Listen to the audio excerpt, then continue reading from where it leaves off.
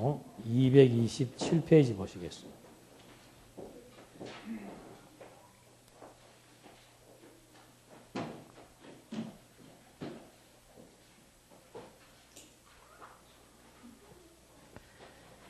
네, 227페이지 위에서 네 번째 줄을 보면은 첫째로 구약은 영적인 축복을 지상적인 축복에 의하여 표현한다. 칼빈은 10장에서 성경의 유사성이라고 얘기를 했는데 그건 통일성이 맞죠. 동질성 또는 통일성, 신구약 성경이 같은 논리적인 체계에 의해서 같은 의미와 목적을 가지고 있는 하나의 책이다 라고 하는 것을 칼빈은 10장에서 설명을 했는데 그 통일성에 대한 어떤 그 원리를 제시한 것이 아니고 하나의 방법이죠. 구약에서 그리스도의 구속의 은혜를 약속했고 그리스도로 신약에서는 그리스도의 구속으로 성취되어서 결국은 그리스도를 통해서 우리 성도들이 구속을 얻는다라고 하는 이 그리스도의 구속을 중심으로 연결된 통일성을 설명을 했었습니다. 오늘 이제 그 부분에 대한 마지막 정리를 좀 해야 되겠는데, 그 다음에 이제 칼빈인 구약 성경과 신약 성경이 서로 다른 부분들이 있다. 무엇이 다른가라고 했을 때, 첫째는 구약은 지상적인 축복이고 신약은 영적인 축복이다. 그러니까 지금 한 5단원으로 나누어서 얘기를 합니다. 제일 먼저 구약과 신약의 차이점에 대해서 축복을 가지고 얘기를 합니다. 첫 번째, 복. 근데 이건 엄밀하게 말하면 이제 그 성경을 해석을 할 때 구약을 모형적으로 해석을 해야 되고 신약을 실체적으로 해석을 해야 된다. 그러니까 왜 그런가? 그 구약의 내용 전개 방법이, 구약의 내용을 전개하는 방법이 구약은 모형적으로 돼 있고 신약은 실체적으로 돼 있다. 그 말의 의미가 내용 전개라고 그랬죠. 하나님께서 첫 아담에게 약속하신 내용이 뭐예요? 언약하신 내용이 뭐예요? 그게 나라라 이 말입니다. 이건 실체적인 나라를 언약을 한 거예요.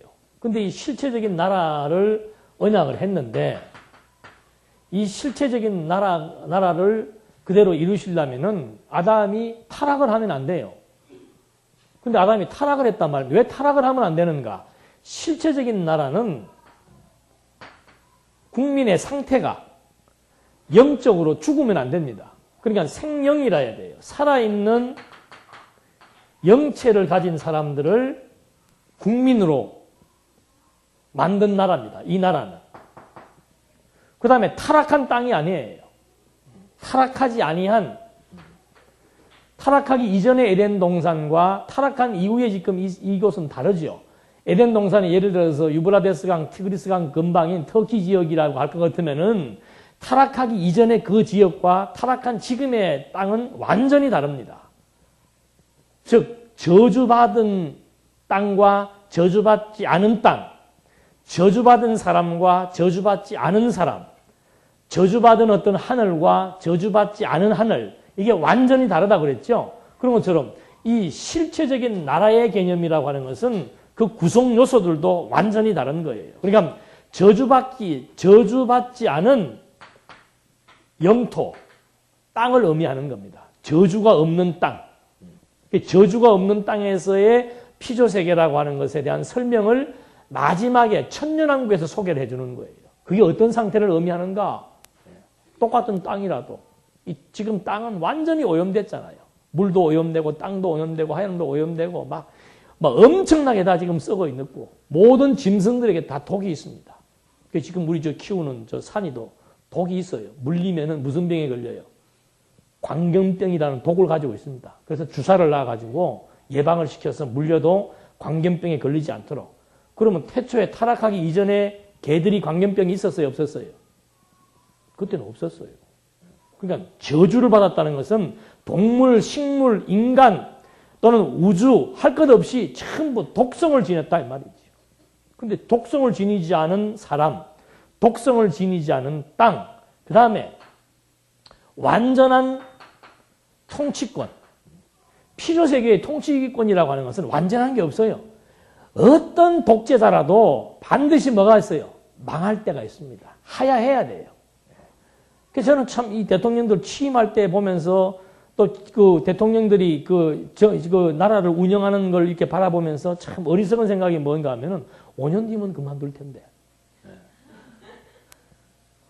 막 처음에 올라갈 때는 영원토록 하는 줄 알아? 영원토록. 그래갖고 막 내 5년 기간 동안에만 나라와 민족을 다 그냥 개조시킬 것과 같이 그런 막 어떤 비전을 가지고 가다가 한 1년이 지나면서부터 이제 시들 하다가 결국은 뭐 그냥 하다가 내려오고. 영원한 것이 없어요, 해아래는. 근데 완전한 통치권이라는 게 없지요. 타락하기 이전에 주어진 아담에게 주어진 통치권이라고 하는 것은 완벽했어요. 그래서 아담 보고 하나님이 그 통치권에 대한 어떤 절대성을 보여주기 위해서 너 모든 동식물들과 보이는 것들 이름 한번 지어봐라. 그러니까 아담이 이름 짓는 대로 뭐가 된 거예요? 그대로 된 거예요. 아담이 이름 짓는 대로 저건 산이다. 저건 무슨 나무다. 통치권이에요. 통치권. 이 절대 주권을 의미하는 거죠. 이것이 타락으로 말미암아 이 피조세계에 저주가 덮여버렸다 이 말이죠. 그러니까는 이거는 실체적이면서도 신령적이었어요. 이것이 언제 둘째 아담 그리스도가 와야 이 약속이 그대로 이루어진다 이 말입니다. 그러니까 이 약속이 이루어질 때까지의 그리스도가 오셔서 이 약속을 이루어서 실체적인 나라가 뭐예요? 실체적인 나라가 하나님의 나라인 교회를 가리킨다 이 말이죠. 이게 이루어질 때까지 벙 뜰 수는 없는 거 아니에요. 그래서 둘째 아담 그리스도가 오셔서 첫째 아담에게 약속하신 실체적인 나라를 완성하실 때까지 유효기간이 있습니다. 요때까지 필요한 계시가 바로 뭔가 하면은 요 나라에 대한 계시가 뭔가 그게 이스라엘이라고 하는 현존하는 그래서 이걸 갖다 우리는 현세적이라고 얘기한다 이 말입니다. 지금 여기에 존재하는 눈에 보이는 그런 나라를 무엇으로? 모형적으로 주신 거라 이 말이에요. 그러니까 구약 성경에 대한 해석은 전부 어떻게 해야 되는가? 현세적이며 모형적으로 해석해야 되는 거예요. 그러니까 구약에서 이 나라라고 하는 것이 실제로 여기에서는 살아있는 영체, 저주받기 이전의 영토, 완벽한 통치권인데 여기는 그게 아니에요. 영적으로 죽었던 사람들 하나님이 자기 백성 만들어서 가나안 땅이라고 하는 거. 여기는 이제 아브라함의 씨, 가나안 땅, 유다 지파의 홀, 왕권이죠. 유다 지파의 왕권. 이게 현세적인 이스라엘 국가의 형성 요건이라 그 말입니다. 그러니까 구약성경 해석할 때는 이대로 해석하면 안 되는 거예요. 구약성경은 모형적으로 해석하는 거예요. 무엇에 대한 모형인가? 구약에서 아브라함의 씨로 말미암아 번성시켜서 하나님의 백성을 삼고 가나안 땅을 정복시켜서 이스라엘 민족의 영토로 하나님이 주셨고 유다 지파의 호를 따라서 왕을 세우신 것은 모형이라 그 말입니다. 무엇에 대한 모형인가? 그리스도의 씨로 말미암아 하나님의 나라인 교회를 세울 것에 대한 모형적이며 증거적인 내용들이다 그 말이죠. 그러니까 신약의 실체적인 것이 나라가 뭔가? 구약에서는 아브라함의 씨라면은 신약에서는 그리스도의 씨로 말미암아 생육 번성시킨 하나님의 백성들로 하여금 가나안 땅이 아니고 그리스도의 말씀으로 신령한 영토를 확장해 나가는 거죠. 땅 끝까지 점령해 나가는 것이죠. 그 다음에 그리스도의 완전한 통치권입니다. 온 우주와 만물을 충만케 하시는 자의 충만입니다. 진정한 통치자이신 그리스도가 완벽한 통치 권세에 의해서 세우신 하나님의 나라인 교회, 이것이 이제 신령적이고 실체적인 해석이라 그 말입니다. 그러니까 이것을 증거하기 위해서, 이것을 예표로서, 모형으로서, 그림자로서 보여준 것이 이스라엘 나라이기 때문에 구약 성경을 해석할 때는 전부 다 현세적인 것을 오늘날 그대로 대입시켜서 해석하면 안 된다 이 말입니다.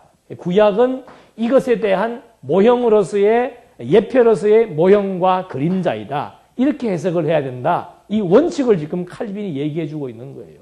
칼빈이 대단한 얘기를 하는 거예요, 지금.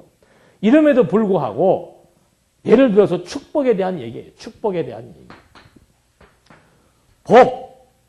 자, 이 모형적인 시대에서의 복은 뭔가? 실제로 자손을 많이 낳은 것이 다복한 겁니다. 그 다음에 몸 건강한 것이 복이에요. 자식 많이 놓고 몸 건강하고 사업 잘 되고 농사 잘 되고 그게 구약에서 말하는 현세적인 축복이란 말입니다. 그러니까 막 떡반죽 그릇이 그냥 막 차고 넘치게 양식이 풍성해지고 들어가도 농사가 잘 되고 나와도 농사가 잘 되고 막 하는 사업마다 번창한다. 이것이 구약에서 말하고 있는 모형적이며 현세적인 축복의 의미다 이 말이죠. 이거를 오늘 그대로 해석하면 안 된다는 말을 칼빈이 하는 말이에요. 그러면 이제 진정한 모형적인 복이 현세적인 거라면은 실체적인 복은 뭐냐? 복에 대한 개념을 실체적으로 해석을 해야 된다. 그 말을 지금 칼빈이 하는 거죠. 실체적인 복이 뭐예요? 창세전 그리스도 안에서 신령한 복주사. 그 신령한 복이 뭡니까? 하나님 나라의 교회의 한 멤버가 된 것이 내가 지금 신령한 복을 받은 거라 그 말이지. 근데 어떻게 성경을 해석하면서 목사가 복을 빌면 복을 받고 목사가 잘 된다 그러면 잘 되고 오늘날 성도들도 교회 나오는 목적이 뭔가? 어떻게 해야 내가 장사가 잘 될 것인가? 건강할 것인가? 사업이 번창할 것인가? 그런 현세적인 축복의 개념을 가지고 교회를 나온다면은 이건 완전히 기복주의적인 신앙이고 잘못된 성경 해석이라 이 말입니다. 그래서 구약은 철저하게 현세적이며 모형적인 것이라고 하는 것. 무엇에 대한 모형? 실체에 대한 모형이기 때문에 구약의 해석을 바로 오늘 현세에 그대로 적용해서 해석한다는 것은 해석학적 오류다. 이걸 지금 칼빈이 지적을 한 거예요. 그러니까 요즘날 정말 건전한 해석에 의한 복의 개념이라고 하는 것은 그게 복이 아니잖아요. 예?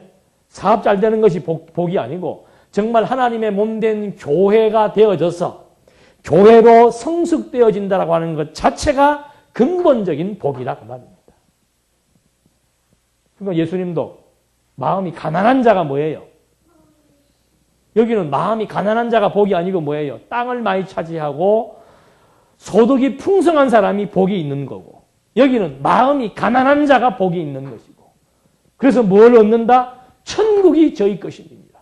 여기는 이스라엘 나라의 백성이 된 것이 복 있는 자였다면은 여기는 천국 백성 된 것이 복 있는 자라 그 말이죠. 복의 개념이 완전히 다른 거예요. 그래서 우리는 기도할 때 현세적이고 구약적인 그런 복의 개념을 달라고 기도하지 않는다 이거죠. 왜? 이미 신령한 복을 받았기 때문에. 그걸 우리는 일반 은총이라고 얘기합니다. 사업이 잘 되고 몸이 건강하고 이런 뭐 어떤 사람은 좋은 직장을 얻고 어떤 사람은 수입이 많고 적고 이런 거는 일반 은총이기 때문에 실명적인 의미가 아니기 때문에 그건 구하나 안 구하나 상관없이 하나님께서 하나님의 분량 따라 다 주시는 거예요.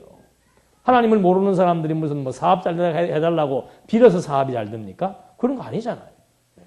그건 일반 태양이 모든 사람에게 일반적으로 비치는 것처럼 신령한 복하고 관계 있는 복이 아니기 때문에 그거는 누구에게나 다 하나님의 분량 따라 주시는 것이고 이 신령한 복은 아무에게나 주는 것이 아니고 창세전 그리스도 안에서 신령한 복을 받기로 작정된 자들에게만 주어지는 복이 바로 이 복이라 그 말입니다.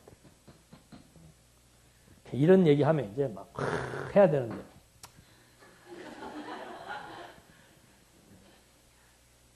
표정들이 별로 그렇게 감동하는 표정이 안 와요 아직은. 그래도 이거라도 좀 그래도 뭐 부시력이라도 좀 주면 좋지. 그렇게 하나님은 야멸차게 그래 뭐 신령한 복이면 다냐? 뭐 신령한 복이라 해가지고 크게 일이 꼬이게 하고 아직 사회 초년생도 아닌데 우리 집 딸내미가 요즘 알바를 하는데 좀 빡신 데 가서 알바를 하는 거예요. 매일 사건, 사고가 나는 거예요. 매일 사건. 이건 이렇고 저건 이렇고. 나는 막 옆에서 재밌고 웃어 죽겠어. 예.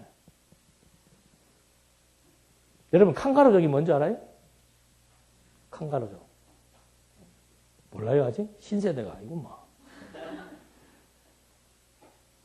엄마 뱃속에서 부모의 보호를 받고 사는 게 칸가루족이라고 그러더라. 여기서 뛰쳐나와야 이제 뭐 하는 거예요? 자립하는 거야. 엄마, 부모 보호받고 살 때야 뭐 신경 쓸 거 없지. 부모가 다 칸가루에 앞에 오면 다 처치해주고 하는데, 이 뛰쳐나오면 얼마나 부모는 등골 빠지겠어요. 그 무거운 걸 여기다 안고 살아야 되니까. 빠져나와갖고 이제 세상에 나가보니까, 만만치가 않지. 하나님 배워나가는 거예요. 그 뭐 때문에 불평불만이 많은가? 아직도 진정한 복의 개념과 의미가 다가오지 않으니까. 내가 사는 것이. 하나님의 은혜로다라고 하는 이것이 그냥 콱 와야 10시간을 일을 해도 일할 수 있는 것이 감사함으로 다가와야 되고, 노동의 대가를 한꺼번에 못 받아도 네가 안 줘도 하나님이 주신다라고 하는 그런 신앙이 구축돼야 되고, 세상 사람들이 천박한 일이라고 할지라도 하나님이 이런 일을 나로 하여금 이런 신령한 교회로 말미암아 견고하게 키워나가기 위해서 이런 여건도 주시고 저런 여건도 주셨다라고 하는 하나님에 대한 확신이 서기까지는 신령한 복이라 그래봐야 이래 보는 거지 그냥. 그래서 진리의 말씀으로 견고하게 세워지지 않으면은 그 감격이 생길 수가 없는 거예요. 감격. 왜? 우리는 본능, 인간의 행복은 두 가지예요. 행복은 본능에 의해서 아니면은 종교에 의해서. 네. 본능대로 살면은 쾌락이죠, 쾌락. 쾌락주의 사회. 우리 지금 요즘 현세가 다시 쾌락주의 사회로 돌아왔잖아요. 이제 조금 더 지나면 다시 경건주의 사회로 바뀝니다. 왜? 쾌락주의로 사회로 인해 갖고 인간의 본능대로 살아보니까 이건 막 난잡하고 지저분하고 질서 없고 완전히 이기적이고 이거 사람 살 때가 못 된다. 다시 경건주의로 돌아가자. 그러니까 이 해 아래 세계에서의 사상체계라고 하는 것은요. 완전히 돌고 돕니다. 정반합의 원리에 의해서 돌고 도는 거예요. 쾌락 추구했다가 경건 추구했다가 또 중간 노선 추구했다가 다시 또 이렇게 계속 해결이 말하고 있는 그 뭐 어려운 것도 아니더만 해결이 말하고 있는 해결의 철학사상이 뭔가 정반합의 원리예요. 과거에도 쾌락주의 있었습니다. 쾌락주의 다음에 오는 것이 뭔가 경건주의예요. 그럼 경건주의에 의해서 어떤 제도나 규범에 의해 살아보자. 제도와 규범에 의해 사니까 처음엔 또 좋은 것 같지요. 조금 더 살아보니 또 꼬리타분한 거라. 본능을 억제해야 되고 체면 유지해야 되고 그러니까 또 다시 본능으로 돌아가고. 이렇게 살면은 행복한 줄 알기 위해 아니깐 사람들이 일로 가는 것이고 또 한 가지 상태는 뭔가 하면 이거 좀 너무한다. 어떤 장치가 필요하다. 그게 경건주의예요. 그 경건주의의 한 형태가 종교인데 종교도 인간 중심의 종교가 있고 신 중심의 종교가 있는 거예요. 그러니까 종교의 틀 속에 들어와서 인간의 욕망을 이루어 살려고 하는 거. 이게 지금 이런 시스템이란 말이에요. 기독교인들 중에서도 육신적인 구약을 현세적으로 해석을 해서 구약의 복을 오늘 현세적으로 해석을 해서 그것이 이루어지기를 기대하는 인본주의 사상에 의한 종교. 그게 이루어지면 행복한 줄 알아요. 그러니까 막 그거 이루기 위해서 여기는 열심히 인간의 의지로 노력을 하지요. 여기는 인간의 의지 플러스 뭐가 필요한 거예요? 종교적인 힘이 필요한 거예요. 그러니까 노력도 해야 되고 뭐도 해야 돼요? 신앙생활, 이게 두 가지를 다 해야 돼요. 세상 나가서 열심히도 해야 되고 교회 와서 열심히, 이게 더 힘들죠, 이게. 그러면은 행복해지는 줄 안다, 이 말이에요. 그거 아니에요. 목표 달성해도 해 아래에서 주어지는 모든 일들은 다 공허하고 헛됩니다. 마지막 끝이 공허한 거예요. 허탈한 거예요. 그래서 바울도 솔로몬도 참된 것 추구해라 그 말입니다. 참된 것. 무엇이 참된 것인지 바로 알고 뭐가 실체인지를 바로 알고 무엇이 본질인 것을 바로 알아야 되지 허상에 얽매여 가지고 마지막 가서 아무것도 남는 것도 없는 것, 정상에 올라봐야 시기와 질투와 모함만이 난무하는 것, 내가 성취해 보았던들 그것으로서 만족감을 줄 수 없는 그것 때문에 속아 살지 말라 그 말이에요. 그 기독교가 잘못된 것이 이런 지금 칼빈이 말하고 있는 대로 해석학적인 오류가 완전히 우리 기독교를 저렇게 인본주의화 시켜서 종교의 탈을 쓰고 인간의 욕망을 이루려고 하는 이런 잘못된 의식 때문에 기독교인들이 굉장한 불행, 더 힘든 인생을 살지도 모른다 이 말이죠. 그러나 성경은 그게 아니에요. 구약에서 말하는 이 현세적인 복은 이건 말 그대로 모형입니다. 실체적인 복은 뭔가 신령적인 복을 의미하는 것이다. 칼빈이 정확하게 분석을 해서 지금 구약과 신약의 차이점을 말을 하되 모형과 실체로서의 해석학적인 차이점이 분명히 있다라고 하는 사실을 얘기해 준 것입니다. 두 번째 228페이지에 넘어가면은 첫 번째 칸 나누어진 데 보면은 두 번째 다른 점은 구약의 진리는 형상들과 의식법에 의하여 전달되었으나 신약에서는 진리이신 그리스도께서 직접 등장하셨다. 두 번째 차이는 다음과 같다. 구약에서는 진리의 본체가 형상과 그림자로 뒤덮여져 있으며 신약에서는 진리의 본체가 현존한다. 다시 말해서 구약은 모형이고 진리의 본체에 대한 모형이고 신약은 진리의 본체인 실체다. 그 말은 다른 말하면 진리의 본체인 실체는 누구를 가리키는 거예요? 그리스도를 가리키는 것이고 구약은 그리스도에 대한 뭐예요? 증거예요. 증거. 약속. 그러니까 예수님도 구약의 모든 율법과 시와 선지가 나를 증거하고 있다 그 말입니다. 그런 의미에서 구약을 모형적으로 풀어야 되는 것이 원칙이고 신약은 실체로 풀어야 된다. 그래서 구약은 반드시 누구를 어떤 렌즈를 가지고 해석을 해야 됩니까? 구약을 해석할 때는 그리스도라고 하는 실체의 본질이라고 하는 렌즈를 가지고 구약을 해석해야 되는 거예요. 근데 대부분의 사람들은 구약 성경 10편 읽으면서 여호와는 나의 목자시니 내게 부족함이 없으리로다. 하나님이 내 인도자니까 나는 부족함이 없다. 뭐가 부족함이 없는가? 들어와도 복을 받고 나가도 복을 받고 나는 하는 일마다 만사가 형통할 것이다. 왜? 여호와가 내 목자이니까. 믿습니까? 아멘. 완전히 해석 잘못하는 거예요.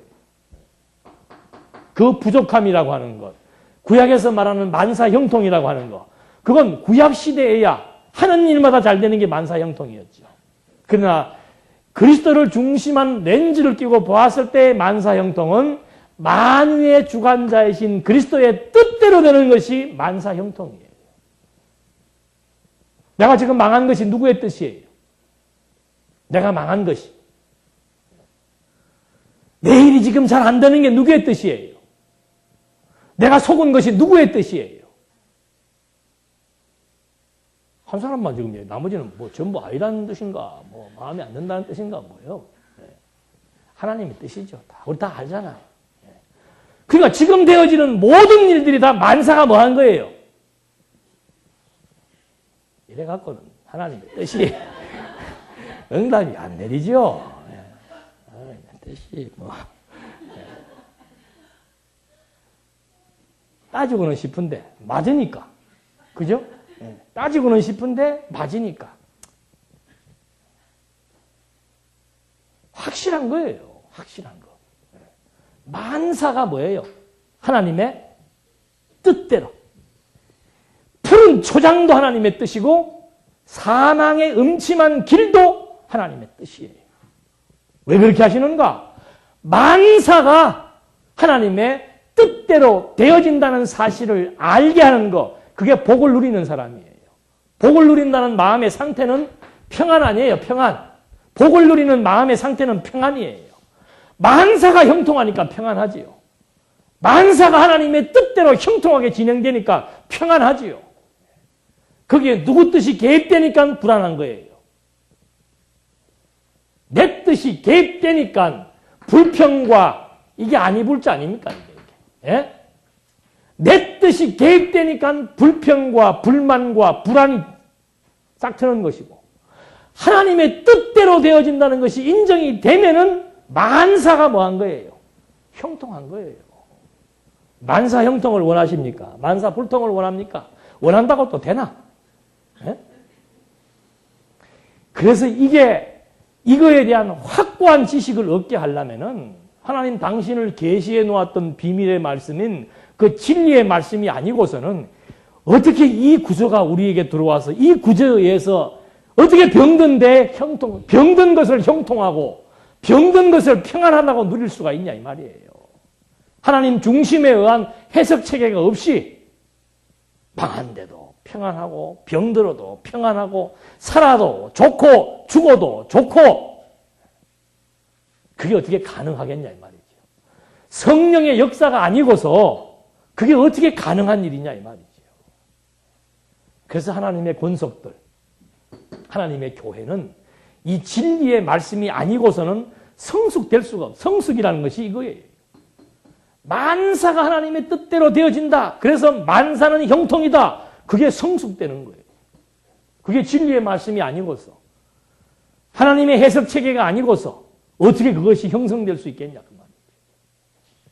그래서 기독교는 이제 다음 시간에도 에베소서에 나와요. 그러니까 너희들 옛사람을 버려라. 옛사람을 버리라는 말은 이거 인간의 개입을 뭐 하라 이 말입니다. 삼가하라 그 말이죠. 인간의 욕심으로 인간의 욕심의 렌즈로 만사를 보려고 하는 그런 굴절된 시각을 다 정리해라. 어떻게 정리하는가? 참된 진리가 오면 이거 정리되는 거예요. 참된 진리가 들어오면. 그래서 전체를 볼 수 있는 이게 얼마나 멋있어요. 인생, 세계, 우주 전체를 조감할 수 있는 그런 막 확 뜨인 시각.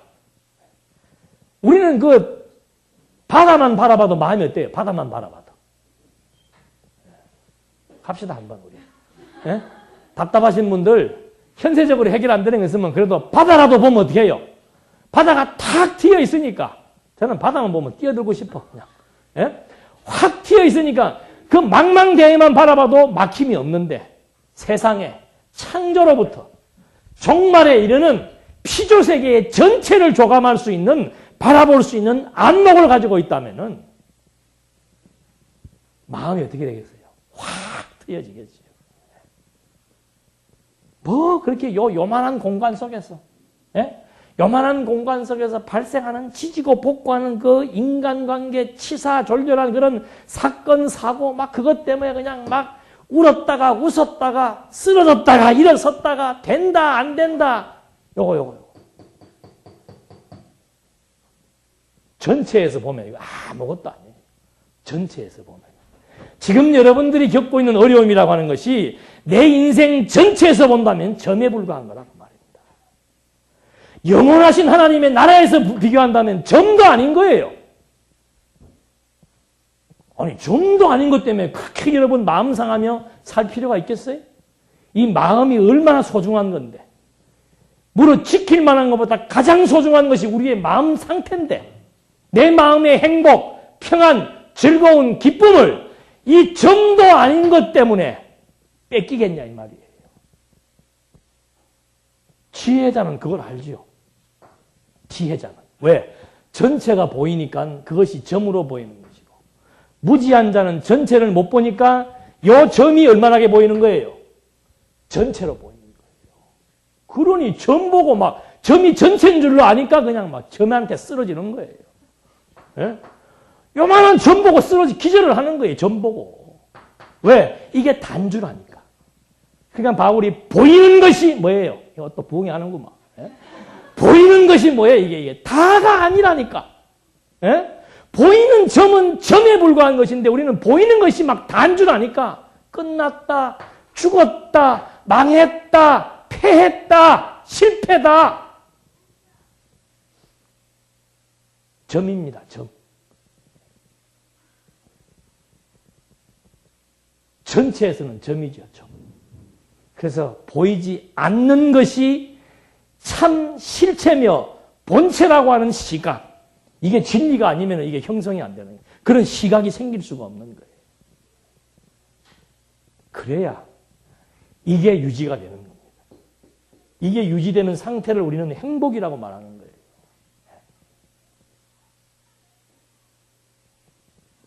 점 잊어버리지 마십시다. 점. 누가 막 한숨 쉬면은, 아이고, 점 가지고 그러냐? 점. 이 점 말고.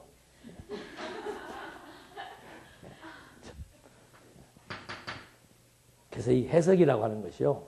참 너무너무 중요한 겁니다. 하나님의 비밀을 알려준 그의 내용을 받아 적었는데 그 내용을 어떻게 해석하느냐에 따라서 인간의 사고 체계가 완전히 달라지는 거죠.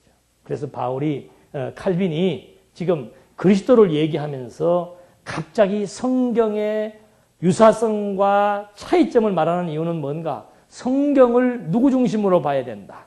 그리스도 중심으로 봐야 된다. 그걸 지금 강조하기 위해서 성경의 유사성과 차이점을 말하고 있는 거죠. 그런 맥락에서 이제 세 번째 차이는 뭔가 하면은 229페이지 제일 위에 세 번째 다른 점은 구약은 다분히 율법적이고 신약은 다분히 복음적이라는 것이다. 그러나 칼빈에게 있어서 구약에는 전적으로 율법만 있고 신약에는 복음만 있는 것은 아니다. 이미 구약과 신약의 통일성 혹은 유사성에 관하여 논할 때 구약에도 같은 복음, 같은 은혜, 같은 신앙이 건재함을 지적하였다.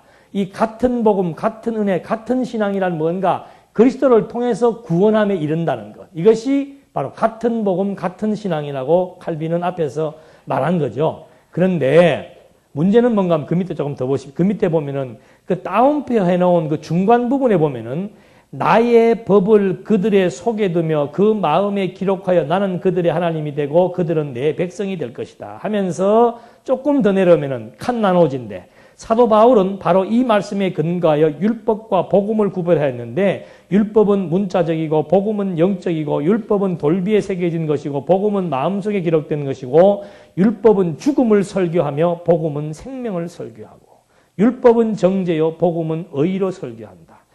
이제 이 옥의 티예요. 옥의 티가 뭐예요? 다 맞는데 율법은 무엇을 설교해요? 죽음을 설교하고 복음은 그러니까 율법과 복음이 뭐예요? 서로 반대다 이 말이죠. 이제 모형과 실체로 했으면은 율법도 뭐예요? 무엇에 대한 모형이에요? 복음에 대한 모형이죠. 복음은 율법에 대한 실체니까 반대가 아니에요.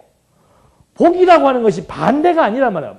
복은 복이고 저주는 저주지. 구약에서는 저주이고 신약에서는 복이 아니란 말입니다. 단지 복을 현세적으로 해석하고 실체적으로 해석한다라고 하는 모형과 실체의 관점에서 해석을 해야 되는데 칼빈은 율법으로 넘어와갖고는 그냥 율법은 저주이고 복음은 뭐예요? 축복이라고 하는 율법은 사망이고 복음은 생명이라고 하는 반대의 개념으로 해석하는 이것이 칼빈의 옥의 티지요. 그러니까 율법은 뭐예요? 구약은 뭐 하는 거예요? 그러니까 저주니까 공의의 성경이고 신약은 생명이니까 사랑의 복음이고 그래서 공의의 율법, 사랑의 복음 이런 말은 잘못된 말이다. 율법의 기능 속에 죽이는 것만 있어요? 살리는 것도 있잖아요. 죄 지어서 정죄한 다음에 뭐 해요?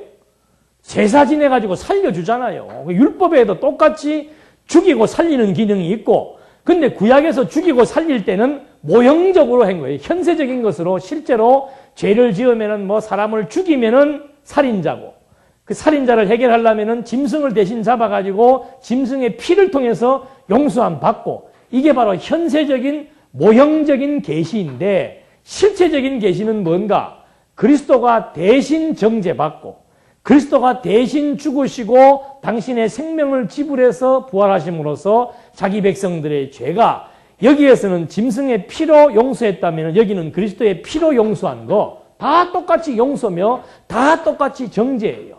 여기는 짐승에게 죄를 정했다면 여기는 그리스도에게 죄를 정한 것이고 여기는 짐승의 피로 용서했으면 여기는 그리스도의 피로 용서한 것. 이것이 모형과 실체의 개념 속에서 서로 상이한 것이지 이게 서로 반대되는 개념으로 율법은 죽이고 복음은 살린다. 이거는 조금 해석학적으로 칼빈이 잘못 해석한 부분이죠. 이제 3번에 대한 세 번째 조항은 칼빈이 조금 잘못 해석을 한 것이다. 물론 돌판에 새기고 마음판에 새기고 하는 것은 맞지만은 그 기능이 죽이는 기능이다, 살리는 기능이다, 이것만 가지고 얘기한 것은 칼빈이 조금 잘못 해석을 한 것이다 라고 하는 것을 우리가 확인을 해본 겁니다. 네 번째, 230페이지. 네 번째 차이점은 세 번째 차이점에서 온다. 성경은 구약을 속박이라고 부른다. 그 이유는 그것이 인간의 마음속에 두려움을 불러일으키기 때문이다. 그리고 성경은 신약을 자유라고 본다. 그 이유는 인간을 신뢰와 확신에 이르기 때문이다. 그러니까 처음에 단추 잘못 깨면은 그 다음 단추도 잘못 깨지는 거예요. 그런데 칼빈은 첫 단추는 잘 깼는데 두 번째, 세 번째를 잘못 낀 결과가 나온 거죠. 그러니까 처음에 복에 대해서는 어떻게 했어요? 복에 대해서는 모형적이고 실체적인 것으로. 그래서 모형적인 것은 현세적인 복이고 실체적인 것은 신령적인 복이다. 아, 이건 정확하게 잘 해석을 했단 말입니다. 그런데 두 번째는 뭐였어요? 언약. 이 언약은 또 옛 언약과 새 언약. 뭐 나름대로 설명을 잘 했어요. 그래서 새 언약은 실체에 대한 형상과 그림자다. 옛 언약은 실체에 대한 형상이며 그림자이다. 새 언약은 옛 언약에 대한 실체의 본질이다. 설명 잘했어요. 그러다가 제일 칼빈의 취약점인 뭐예요? 율법. 그러니까 이 전공 잘못하면 골치 아프다니까요. 네. 언어학 전공한 사람들은 성경을 풀어도 막 뭐만 쳐다봐요. 네? 조사, 토시 막 그것만 쳐다봐요. 네. 문맥을 통해서 의미 분석을 하려고 하지 않고 네. 저도 과거에 보면 우리 교인단분 중에 지금은 포항가 계십니다만 국문학 박사님이 계셔. 그분이 뭐로 박사학위 받았는가 하면 조사로 박사학위를 받은 거예요. 접속사요. 그걸 내가 말하다가 은는 잘못하면 그걸로 막 당신은 열이 나는 거예요. 뭔 목사가 막 주어 동사도 제대로 몰라가지고 뭐뭐는 해야 될 것을 뭐뭐시 얘기했다 이거지. 설명이 잘못했다 이거죠. 잘못하긴 잘못했지. 의미 전달이 중요한 거예요. 의미 전달. 칼빈이 율법을 전공하다 보니까는 그냥 구약에 나오는 법을 무슨 법으로? 일반적인 법률학적 관점에서 법을 이해를 한 거예요. 그러니까 법은 규범이고 법은 규제잖아요. 법은 규범이고 곧 규제적인 규제하는 그런 속성을 가지고 있는 거예요. 규제. 그러니까 이거 자유로워요? 부담스러워요? 부담스럽죠. 그 말을 지금 칼빈이 하는 거예요. 여기에서. 율법은 부담스럽기 때문에 인간에게 뭘 준다? 못 지키니까 두려움을 주는 거예요. 그러나 복음은 뭔가? 규제가 아니고 뭐예요? 은혜이니까 우리에게 자유를 준다. 그게 아니다 그 말이죠. 그냥 율법도 복음으로 풀어야 되는 거예요. 율법은 하나님이 어떤 분이신 줄 알고 여호와를 경외하기 위해서 준 것이지. 규제하고 못 지키니까 너 정죄받는다, 저주받는다 그런 두려움을 갖게 하는 것이 근본된 목적이 아니란 말입니다. 복음도 마찬가지고요. 복음도 하나님이 어떠한 분이신 것을 구약에는 율법, 모형적인 율법을 통해서 하나님이 어떤 분이신 줄 알고 경외했다면은 이제는 실체인 그리스도의 법을 통해서 그게 사랑 아니에요. 실체인 그리스도의 사랑의 법을 통해서 진정한 은혜와 자유를 누리게 한다. 여기는 모형적인 율법을 통해서 하나님이 어떠한 분이신 줄 알고 경외하게 한다. 여기는 실체적인 법을 통해서 실체적인 그리스도의 법을 통해서 하나님이 어떠한 분이신 줄 알고 경외하게 한다. 여호와 경외하는 것이 자유와 평안 아니에요. 그렇게 이해를 해야 되는데 이 법 부분에 와가지고는 그냥 이렇게 부분적으로 잘못 해석을 한 것이 세 번째, 네 번째의 문제점이죠. 다섯 번째는 다른 점은 또 구약의 제일 밑에 나옵니다. 제일 밑에 줄 220페이지, 230페이지 제일 밑에 줄 다섯 번째 다른 점은 구약은 하나의 민족을 지향하며 신약은 모든 민족을 포함한다. 이건 맞지요. 구약은 하나의 민족이 누구예요? 유대인. 신약은 누구예요? 모든 민족. 왜 그런 거예요? 이게 실체이기 때문에 그래요. 하나님께서 여러 사람 중에서 유대인을 선택해서 하나님의 백성을 삼은 것은 온갖 온갖 인류 중에서 창세전 그리스도 안에서 선택한 자를 하나님의 교회로 삼을 것에 대한 뭐예요? 모형이기 때문에 구약에서는 유대인을 선별해서 현세적인 민족들 중에서 유대인을 선택해서 하나님의 백성으로 삼은 것이고, 여기는 온갖 인종차별과 관계없이 창세전 그리스도 안에서 선택된 자를 하나님의 교회로 세우는 것이고, 모든 민족 중에서 유대인을 선택해서 하나님의 백성을 삼은 것은 모형이고, 여기는 모든 민족 중에서 창세전 그리스도 안에서 선택한 자를 하나님의 나라로 삼은 것은 실체라 이 말이죠. 이런 의미에서는 이제 칼빈도 바르게 얘기한 거예요. 그러니까 여러 가지 많은 부분들이 나옵니다만은 성경 해석에 있어서 성경 계시, 우리는 지금 칼빈은 어디에 두 가지 부분만 얘기를 하는 거예요. 뭐가 빠졌는가 하면은 계시에 대한 그 원리가 빠져 있습니다. 계시에 대한 원리, 그러니까 계시 형식의 원리, 그게 언약이죠, 언약. 이거는 뭐 구속한다는 그런 언약이 아니에요. 성경을 풀어나가는 기본적인 원리를 말하는 겁니다. 그 언약이 두 번째 내용은 뭐예요? 성취되는 거. 이게 계시 형식의 원리예요. 그 원리에 의해서 신구약 성경이 하나로 쫙 연결되어 있구나. 그래서 신구약 성경의 모티브, 신구약 성경의 중심 개념, 그것이 언약 성취라 이 말입니다. 그래서 우리가 우리의 신학을 언약 성취사 신학이라고 나름대로 지금 이렇게 하나의 개념을 정리해서 우리 연구원에서 지금 계속해서 그 개념을 지금 이렇게 구체화시켜 나가고 있는데, 칼빈은 이 언약 성취사라고 하는 신구약 성경의 중심 개념이 지금 없는 거예요. 단 무엇만 있는가? 방법. 신구약 성경에 나타난 하나님 계시의 방법이 뭔가? 그게 그리스도를 통한 계시 방법이라 그 말이죠. 그래서 그리스도를 구약에서 약속했고 신약에서는 그리스도로 성취했다. 그런데 그리스도에 대한 개념도 우리처럼 그리스도에 대한 총체적인 개념을 말하는 것, 그리스도에 대한 본질을 설명하려는 것이 아니고 그리스도에 대한 구속 사역을 중심으로 칼빈은 지금 하나님 계시의 방법을 말하고 있는 거죠. 그래서 하나님을 계시하신 총체적인 중심 개념인 언약 성취라고 하는 기본적인 원리가 칼빈은 빠져 있고, 단지 이 원리를 이루어내는 방법인 구속사 신학에만 초점을 맞추어서 전개하고 있는 거죠. 그리고 해석의 방식에 있어서는 이제 구약을 모형이고 신약을 실체로 해석을 해야 되는데, 이것도 어떤 원리에 입각한 모든 걸 다 모형으로 보고 실체로 봐야 되는데, 어떤 것은 모형으로 보고 어떤 것은 또 상충되는 반대 개념으로 보고, 이래가지고 지금 조금 해석학적인 문제점이 발생을 하게 되는 것이죠. 그래서 이 성경을 해석하는 데 있어서 칼빈의 지금 오류는 신구약의 성질을 부분적으로는 서로 상반된 개념으로 본다는 것. 이것이 칼빈이 조금 미비했던 점이고, 모형과 실체로 보는 부분은 아주 정확하게 바로 본 부분이다. 하지만 정말 총체적인 원리가 취약했다라고 하는 것. 통일성을 얘기하되 그 통일성의 중심이 인간의 구속이라고 하는 것을 모티브로 해서 통일성을 설명하라는 것은 한계가 있다 그 말입니다.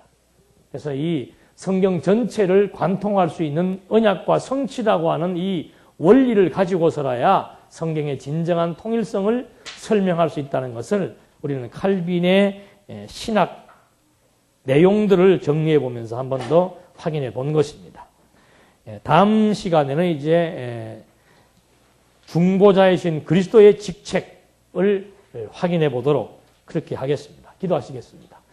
은혜와 사랑이 풍성하신 하나님 아버지, 오후 시간을 통해서 칼빈의 기독교 강요에 나타나 있는 고전 신학을 확인해 보면서 정말 언약 성취사 신학의 원리를 또 한 번 우리가 점검할 수 있고 그 원리의 탁월함과 절대성을 또 한 번 확인해 봅니다. 하나님 어떤 분이신 줄 아는 것이 우리 인간의 본분이기에 정말 지혜와 총명을 통해서 계시된 하나님의 비밀을 깨닫는데 부족함이 없도록 역사해 주시옵소서. 예수님의 이름으로 기도드립니다. 아멘.